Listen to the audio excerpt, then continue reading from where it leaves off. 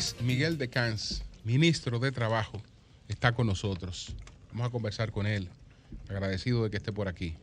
Buenos días. Muy buenos días. El que se encuentra agradecido soy yo de poder compartir no solamente con ustedes, sino con todos los amigos de la audiencia de este importante programa. Y sobre todo cuando hay buenas noticias que compartir.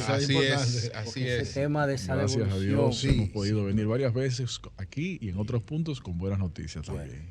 Siempre me trae el recuerdo de su padre, su enérgico padre, enérgico secretario general del PRD, era un político número 1. para uno estudiarlo. Sí, señor. Los estudiantes de comunicación política deben buscar todas esas entrevistas de Atoy de Camps Jiménez y analizar la profundidad. Era un politicazo. Vamos a empezar. Hacía unos encuentros todos los años. Anuales. Todos lo esperábamos. Uno degustaba una Bueno, salchicha alemana que los hijos han dejado caer ese encuentro. Lo que había realmente eran unos cerditos rellenos de moro. Y todavía está el periodista que colaboraba. Deberían retomarlo. Ya pasó la pero En ustedes Navidad nos ayudan. Sí, claro. Ustedes se comprometen públicamente. Sí. Nosotros somos parte del equipo. Nosotros somos 10 hermanos. Tengo que hablar con 9. Estamos seguros que vamos a poder convencer. Entonces, ministro, 25,000 personas que ingresaron tarde al sistema de cotización y que no van a cumplir con el tope de las 360 cuotas, van a tener acceso al dinero que han acumulado. Explíquenos eso. Con Que esa es una gran noticia. Que están enfermos. En primer lugar, son varias cosas. Son varias cosas. Vamos a ver, explíquenos. Muchas gracias. Lo primero es que quisiera expresar, cosa que es conocida, pero no está de más, creo que repetir. El tema pensional es un tema con muchas complejidades, muchos elementos técnicos, y por eso el esfuerzo de llevar información y de aclarar siempre hay que hacerlo de manera sosegada, siempre transparente, obviamente, pero con las realidades en las manos. Bien. Dicho eso, la Ley de Seguridad Social de la República Dominicana, la 8701, tiene ya 21 años cumplidos y muchos de sus mandatos han sido materializados, pero otros no. Y algunos han sido a medias aplicados. Esta ley tiene esencialmente 4 pilares: el pilar de la salud, el pilar de los riesgos laborales, el pilar de las pensiones y el pilar de los subsidios, como es el subsidio de enfermedad común, maternidad, lactancia, etc. Dentro de esos 4 pilares hay diferentes retos. En el ámbito pensional, que fue el que atendimos de manera directa a través de la resolución en el Consejo Nacional de la Seguridad Social de la semana pasada, hay también muchos temas por ver, revisar, mejorar. Entre ellos, los que se definieron la semana pasada. ¿Cuáles fueron? Cuando la ley se adoptó, en el 2001, la ley estableció una especie de fecha de corte que estableció, y la ley así lo señala, de 45 años de edad. Y estableció también que la fecha para poder acceder a la pensión por jubilación es de 60 años. Entre 45 años y 60 años hay 15 años. Entonces la ley dijo, bueno, en esos 15 años, una persona, asumiendo que esté empleada formalmente todos los 15 años, constantemente, aunque sea así, no va a poder llegar a cotizar ni el trabajador ni su empleador, porque recuerden que la cuenta de capitalización individual para pensiones es aportes del trabajador y del empleador. Pero aunque esta persona de 45 años al momento de iniciar sus aportes, al llegar a 60, haya mantenido un empleo formal cotizando constantemente todos los años, no iba a poder llegar a una cantidad de recursos en su cuenta. Le faltan como 15 más. Exactamente, para poder entonces tener una pensión. Por esa razón, la propia ley establece ciertas excepciones para que el ciudadano, el afiliado, el trabajador pueda solicitar, si así lo desea, que se le entregue los dineros cotizados en su cuenta. Una de esas excepciones es justamente esa. Una persona que entraba con 45 años, al llegar a 60, podía, y puede todavía, solicitarle a su AFP que le entregue los dineros cotizados por él y por su trabajador, por su empleador, perdón. ¿Qué sucede? Que como la fecha que se estableció por ley, 45 años, eso tiene causas que benefician a una cantidad de personas positivamente importante, pero también perjudica a otra cantidad de personas no menos importantes. Muy sencillo. Los que se perjudican. Correcto. El hecho de que a usted le faltaba, por ejemplo, poco tiempo para cumplir 45 Diablo, años. para cumplir los 45. Por 2 meses, por un día. Enganchado. Por un día. Meses. Sí, por un día. así. ¿La ley? Eso hay que redondearlo ahí. Entonces, ¿qué fue lo que hicimos? Desde el punto de vista gubernamental, viendo espacios de mejora con la ley que tenemos, vimos que en diferentes ámbitos los conceptos de la edad son, entre comillas, relativos. Y no me refiero con el tema de hombres y mujeres, sino en el término ya porque técnico. las mujeres no lo quitamos. Bueno, más o menos. No necesariamente, pero bien. Entonces lo quitan la mayoría, porque viven dependen en el de ámbito, por ejemplo, físicas, de la industria del seguro, de los seguros, en todas partes del mundo se conoce el concepto de edad actuarial, que dentro del mundo del seguro, para la mitigación y planificación, para la mitigación de riesgos, se establece que una persona que tenga X años más 6 meses se considera a los fines del cálculo que tiene la edad siguiente, por un tema de riesgos. Sí. Pero también existe otro concepto que es el término edad actuarial al próximo cumpleaños. ¿Qué es eso?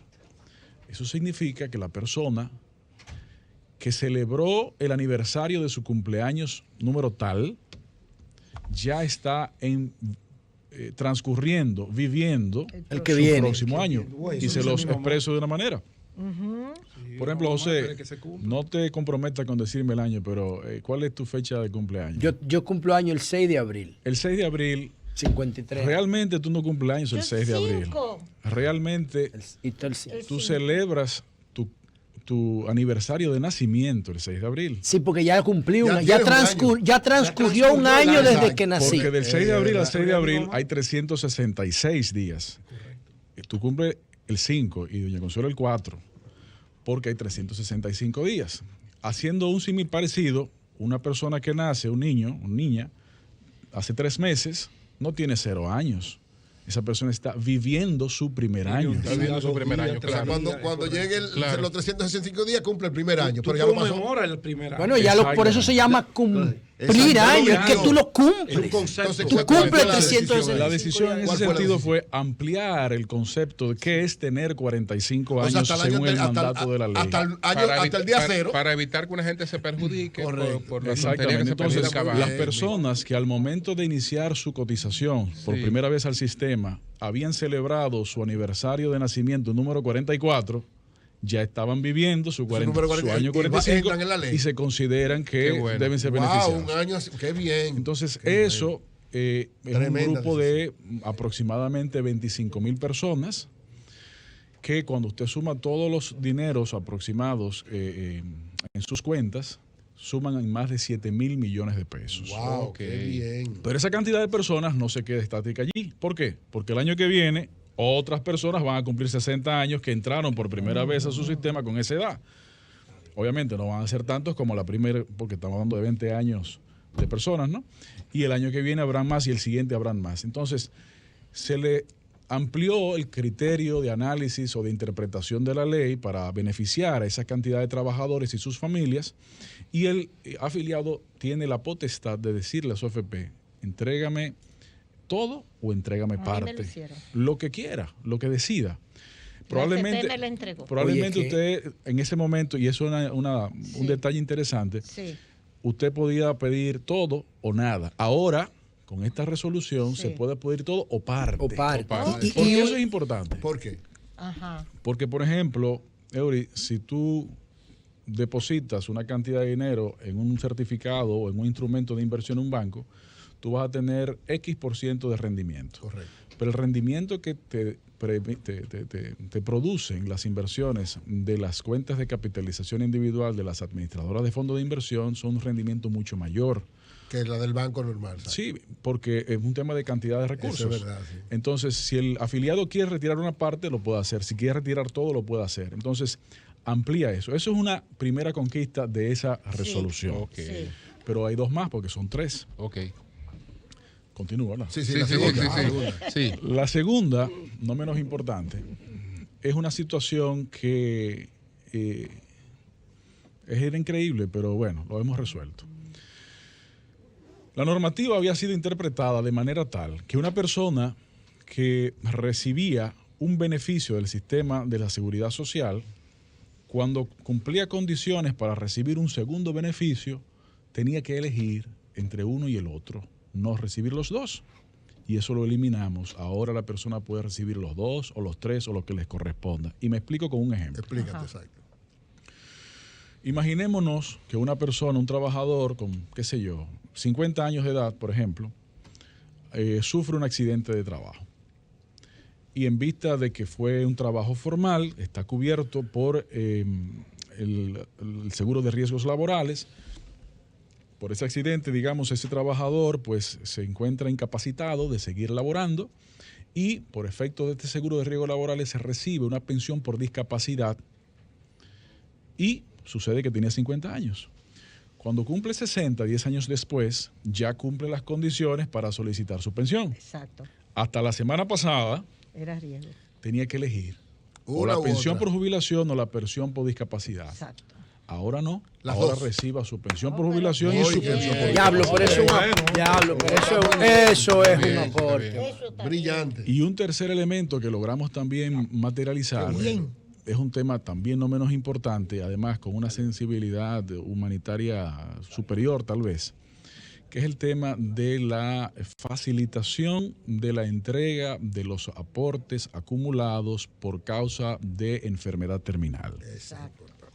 La ley, desde que se creó, porque no ha sido modificada en ese aspecto, establece algunas excepciones de por qué o cómo solicitarle a la administradora de fondos de pensiones la devolución o la entrega de los aportes. La palabra es entrega, técnicamente. Y una de ellas es cuando una persona está sufriendo una enfermedad terminal. Por definición de la Organización Mundial de la Salud, una enfermedad terminal lo constituye una persona que tenga una expectativa de vida de aproximadamente 6 meses a causa de dicha enfermedad. Pero en la normativa que existía, para lograr completar el expediente que confirme la condición de la persona, porque ustedes saben también que en todas partes se cuecen habas y hay que confirmar que la persona realmente tiene esa condición. Claro.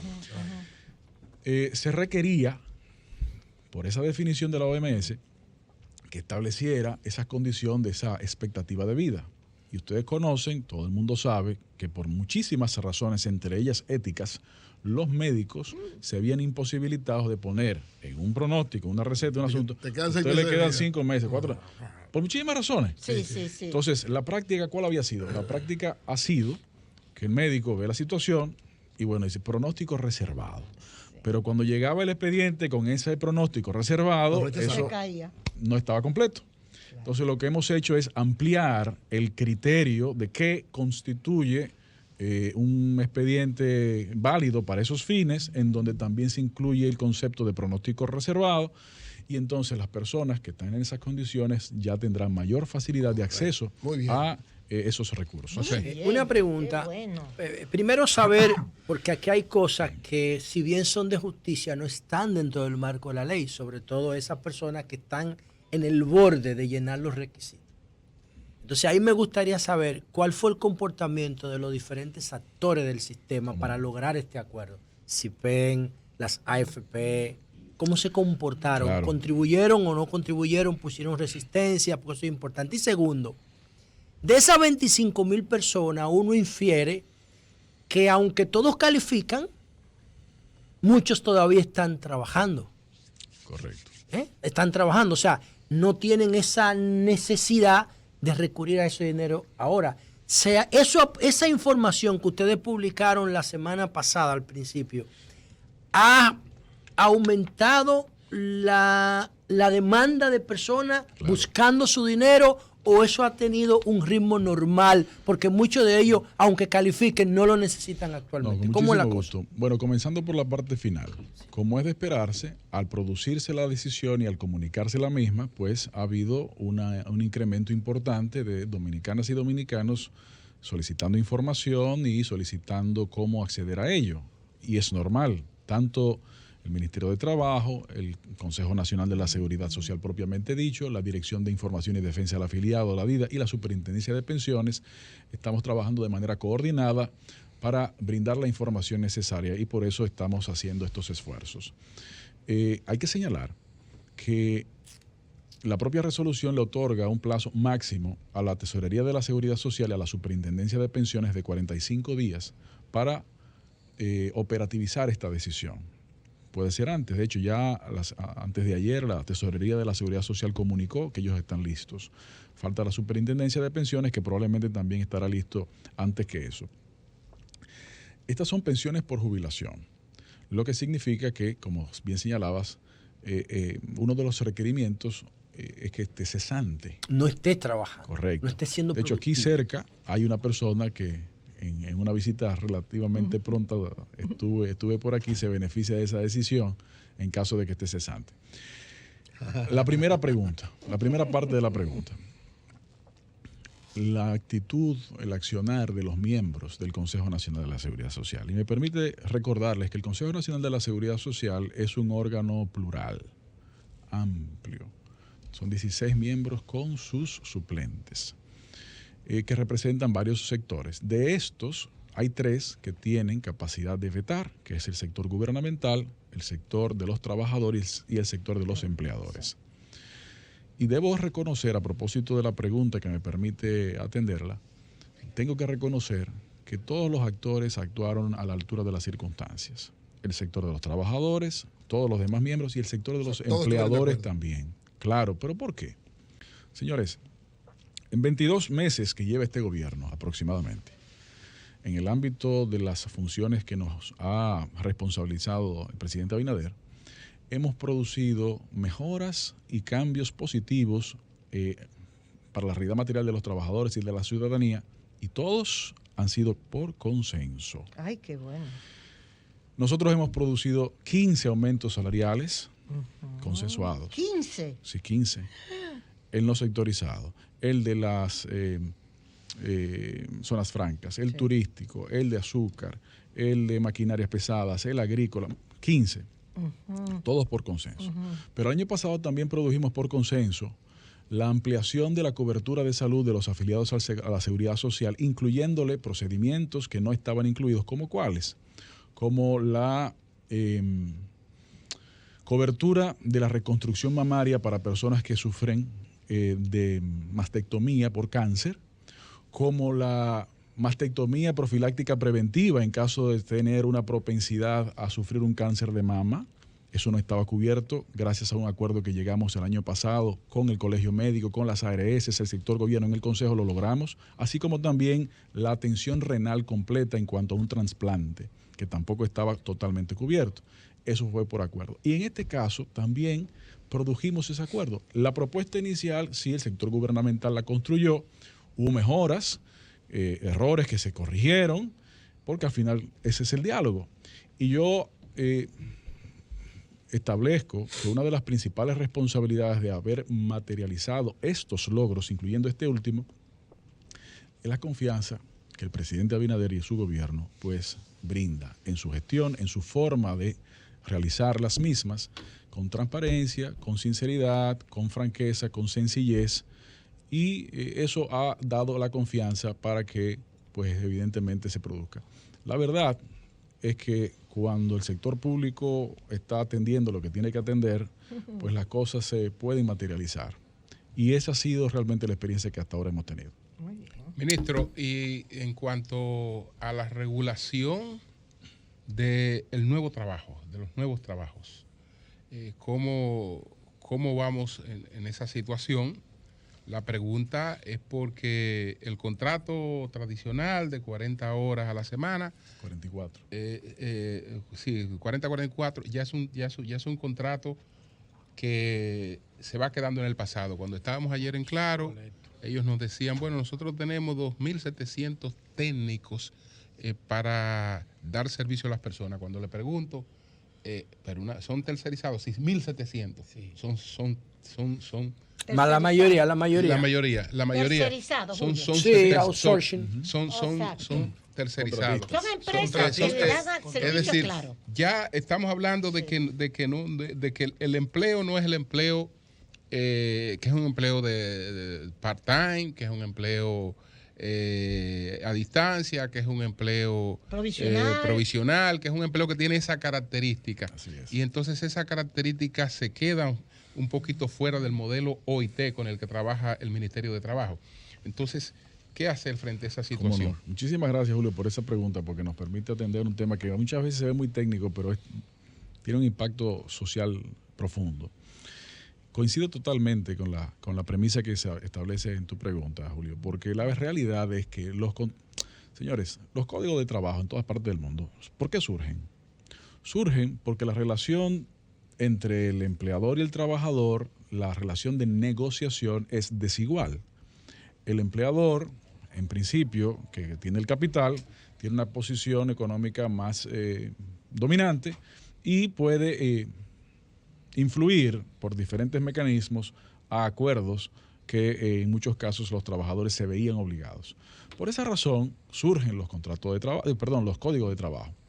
Y luego de ellos, pues los ministerios de trabajo, como un ente de equilibrio, no a favor de uno ni a favor del otro, sino en equilibrio, pero con esa legislación que busca buscar ese espacio neutro. Como bien decía Julio, en esos tiempos estamos hablando de la época posterior a las revoluciones, sobre todo la industrial, en donde usted tenía un empleador industria generalmente y miles de trabajadores alrededor de estos. Entonces, la relación de subordinación era muy directa y era muy evidente. Pero ¿qué ha pasado en los últimos años y sobre todo evidenciadose con la pandemia? Que las relaciones laborales históricas han cambiado. Ya no son las mismas de hace no solamente 100 años, ni siquiera hace 20 o 25 años. Señores, nuestro código de trabajo, que hace el 29 de mayo cumplió 30 años, justamente, el 29 de mayo pasado, no tenía cómo verificar el tema del auge de la tecnología del Internet, por ejemplo. Y bueno, y esos 30 años.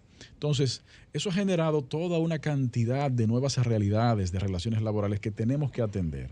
Porque además de lo que señalas, Julio, en los ejemplos, porque en el caso de ese que mencionas son contratistas, es un contrato de servicio, pero con la tecnología de la información, sobre todo de la comunicación, se dan realidades, se dan nuevas realidades. ¿Cómo cuáles? Como el hecho de preguntarse, tal persona con los trabajadores de plataforma, ¿son proveedores de servicio y por lo tanto microemprendedores o son trabajadores? Entre las cosas que nosotros estamos discutiendo en la revisión para modernización del Código de Trabajo que está desarrollándose, entendemos que debe incluirse, por ejemplo, el derecho que deben tener los trabajadores de conocer los algoritmos de las plataformas para determinar si en estos existen mecanismos de subordinación en su programación. ¿Por qué? Porque cuando usted tiene un trabajador de plataforma, teóricamente él mismo puede decidir si acepta o no acepta el cliente, vamos a decirle de alguna manera. Pero cuando ese trabajador o microemprendedor, según sea el tipo, porque no todos son iguales, declina constantemente ofrecimientos de servicio que le van llegando, eso tiene un impacto en el algoritmo y puede que le impacte negativamente y en el futuro no le comiencen a llegar una cantidad de cosas. Entonces, eso es un tipo de subordinación digital que contempla un posible contrato de trabajo. Derechos digitales ahora. Correcto, derechos laborales en el mundo digital. Entonces, ese tipo de realidades tenemos que incluirlo, no solamente para ver los temas históricos pendientes o de mejoras que tenemos que ver, sino también de preparar nuestros mecanismos de protección hacia el futuro. Y a través de ellos también, como el caso de los contratistas y los proveedores de servicios, aumentar la protección de los trabajadores autónomos, porque los trabajadores autónomos necesitan tener la protección de la seguridad social. La seguridad social, recuerden que en principio es un desprendimiento de la relación laboral, pero cuando la relación laboral está supeditada solamente a la existencia de una subordinación, los trabajadores autónomos, como no se encuentran subordinados, quedan en el aire teóricamente. Así es. Y por eso la Ley de Seguridad Social estableció el régimen contributivo subsidiado que no ha sido aplicado por otras razones. Pero en el interín tenemos una cantidad de personas que no cuentan con la protección completa de la seguridad social a pesar de ser trabajadores autónomos y que producen. Entonces, nosotros queremos lograr en las mejoras y modernización del código las normativas necesarias, no para que se impida el desarrollo, al contrario, simplemente para que hayan reglas más claras y permitan esos derechos tanto laborales como de seguridad social. Por su proyecto presidencial no lo voy a preguntar, pero sé que usted lo tiene congelado. Julio, claro. Que incluso yo le tengo una recomendación al doctor de Camps. ¿Cuál? Vamos a ver. Que vaya al PRM, haga vida allí para que él pueda optar en el Pero que él tiene su partido. Él tiene su partido. Ese partido va a durar mucho para llegar allá. Julio tiene su partido. Si lo convencemos al doctor que se entre al partido, pues vamos más rápido. Usted agárreme ahí de nuevo. Voy. O sea que la fuerza manda ahí. Voy. 2 preguntas más. Eran 3, pero hay una que fue un oyente que me escribió de Estados Unidos que él me dice que él empezó a cotizar en el 2003 cuando empezó el sistema, ahora tiene 55 años, que mucho. Se fue. Bueno, ya eso aplica a lo mismo, no importa dónde esté. Sí, pero probablemente él se refiere al hecho de cuando usted emigra, usted tiene unas cotizaciones y hay personas que emigran y entienden que nunca retornarán. Exacto. Para atender ese tipo de situaciones que se da no solamente en Estados Unidos, dominicanos, sino en muchísimas partes, nosotros hemos ido trabajando en varios ámbitos, sobre todo en la mejora de la aplicación de convenios bilaterales, como es el caso del convenio bilateral de seguridad social que existe entre República Dominicana y España. Pero además en la aplicación del convenio multilateral de seguridad social, que en términos pensionales es el más importante. Usted cotizó, qué sé yo, 20 años en República Dominicana. Correcto. Y se fue. Y se fue. Y ese otro país que se fue siguió cotizando 10, 15, 30, qué sé yo, 13 años más, por ejemplo. Ajá. Y llega a su etapa de pensión. Y entre ese país y República Dominicana somos firmantes del convenio multilateral de la seguridad social o existe un convenio bilateral. Bueno, usted, sea allá o aquí, va a poder recibir esa pensión acumulada tanto allá como aquí. ¿Con Estados Unidos hay firmado algún convenio? Con Estados Unidos no está firmado el convenio, pero estamos dando los pasos iniciales de diálogo. Sí existe con España, sí estamos desarrollando una posible firma con Chile de un bilateral. Okay. O sea, la persona tiene que haber contribuido allá como aquí y juntar sus cuotas. Fusionar la cuota de allá y de aquí. Se acumula lo cotizado en un lugar y en otro. Okay. Y ese beneficio queremos también lograrlo. Bien. Con la gran población de... Sí, dos preguntas. Sí. Una para terminar con este tema, porque me escriben 2 personas que tienen liderazgo en el sector. Me escribe Luis Holguín, que ha hecho una especialidad, es especialista en educación, pero ha hecho una especialidad ahora en el tema del sistema de pensiones. Y dice él en una posición crítica que esa medida solo va a beneficiar al 2% de los trabajadores económicamente activos o de los trabajadores que ya no están activos, solamente al 2%. Él dice que todos los afiliados que tenían más de 31 años tampoco van a acumular las 360 cuotas, pero que esta disposición no los incluye. Eso me dice Luis Holguín. Y entonces me escribe también Eduardo Grullón, líder del sector de las AFP, que dice que también se van a hacer cambios en el sistema de cómputo de la CIPEN y que esos cambios van a ayudar van a contribuir para mejorar la relación. Y yo te quería preguntar, de alguna manera, porque yo creo que es la pregunta que la gente está esperando, de alguna manera, eso que pasó ahora con este convenio de devolverle esos 7,000 millones a 25,000 trabajadores, ¿le quita presión a la demanda del 30% o no tiene que ver? Yo no sé si le quita presión, porque nosotros estamos concentrados en mejorar la calidad de vida en todos los ámbitos de los dominicanos, en todos los ámbitos que nos sea de nuestra competencia. Y en el ámbito de la seguridad social es uno de ellos. Estamos discutiendo, dialogando para mejorar la propia ley. Pero en lo que eso llega, tenemos en nuestras manos la posibilidad de mejorar la vida de personas, como se acaba de demostrar con esta resolución. Claro. ¿Oíste, Luis Holguín? Y en esa parte de de las últimas 2, es posible que esos porcentajes que él señaló sean eso. Ahora yo pregunto, ¿y antes de la resolución cuánto estaban beneficiados? Nadie. Bien, pero Julio, la otra parte de la pregunta, doña Consuelo, la suya tiene que ver con esa. No, adelante. La otra parte de la pregunta es lo siguiente. El presidente Abinader dijo que mientras los precios del petróleo se mantengan debajo del umbral de 115, él lo va a subsidiar. Los precios de los combustibles. Dice Magín Díaz escribió un artículo diciendo que las predicciones de Goldman Sachs para el resto del año está por el 130. 130. Ok. ¿Qué pasa? Que nosotros vemos que los horarios de trabajo, igual que los horarios de los colegios, contribuyen mucho con el entaponamiento. ¿Pudiera el auge, el impulso de la tecnología hacer que el Ministerio de Trabajo revise esos horarios tan rígidos donde todo el mundo entra a las 8 y sale a las 5 y vuelve las zonas urbanas un caos? No solamente el término de la revisión, sino que ya hemos dado pasos. Uno concreto es el tema de facilitar a través de la regulación que emitimos del teletrabajo, en donde antes se desarrollaba, pero no se conocían cuáles eran los derechos y las limitaciones. Ya se tiene claridad con esa resolución. Y lo demás, las posibilidades de que se impongan horarios específicos, eso probablemente violaría el principio de acuerdo de las partes. Ahora, lo que sí nosotros fomentamos es que los acuerdos entre empleadores y trabajadores tomen en consideración esos factores que usted señala, que son factores no solamente impactantes para la sociedad en su conjunto, sino para cada uno de sus miembros, como son esos empleadores y como son esos trabajadores. Sí.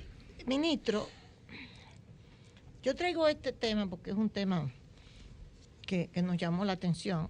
La ASIS, la Asociación de Comerciantes e Industriales de Santiago, señor Sandy Firpo, en una reunión que hicieron en días atrás, conjuntamente la ASIS, con un representante consular haitiano en Santiago, llegaron a la conclusión, de acuerdo a lo que se informó en la prensa, de que iban a dotar de documentos para la seguridad social. Llegaron al acuerdo que Luis y Henry no pudieron llegar. Y que Henry anunció que se había logrado y que Luis lo desmintió porque no era verdad. Pero y ellos llegaron a ese acuerdo, al acuerdo que antes de que pasara el desmentido. Sí. Pero nos llamó la atención porque aquí lo comentamos, yo traje sorprendentemente ¿qué es esto? De que aquí un acuerdo con un cónsul en Santiago de una organización empresarial para dotar, integrar, y hablaba de 500,000 personas que trabajan en la zona del Cibao, para dotarlos y entrarlos a la seguridad social. Bueno, explíqueme, ministro. Yo tengo que confesarle, doña Consuelo, que cuando yo también vi la noticia por los medios, yo me sorprendí porque lo primero que pensé, bueno, ¿cuál es la capacidad legal de una asociación empresarial de comprometer al país? Por un análisis muy sencillo, se concluye de que no la tiene. Y ante esa conclusión básica, dije, no, pero déjeme llamar a la ASIS. Hablé con el señor Afilpo, nuestro querido amigo Sandy. Él me expresó de que lo que salió publicado no fue lo que sucedió realmente, sino que fue otra cosa. Me explicó lo que fue y yo dije, bueno, pero eso no fue lo que salió publicado, porque ni la ASIS, pero tampoco, ¿sabe también quién no tiene eso? Esa capacidad legal. El Ministerio de Trabajo tampoco la tiene. Exactamente. ¿Por qué? Porque es una ley que se llama Ley General de Migración de la República Dominicana. Que no se le puede pasar por encima. Que hay que cumplirla. Ya. De hecho, la ley establece un organismo que se llama Consejo Nacional de Migración, en donde el Ministerio de Trabajo forma parte, pero tampoco es el único. Son muchísimos ministerios que tienen una serie de capacidades dotadas por la ley. Cosas como esas tienen que llevarse por los organismos necesarios. Por lo tanto, si sirve de algo, pues si realmente fue eso que se dijo, lo que se hizo, pues eso no funciona porque no es legal. Y si fue una información mal servida, pues queda aclarado entonces. Bueno, muchas gracias, señores, ministro. muchas gracias al Es ministro. uno de los ministros mejor valorados. Bueno, pero por usted, querida doña Consuelo. Y usted por mí también. Los ministros mejor valorados. Muchas gracias, así es. Habla y canta muy bien.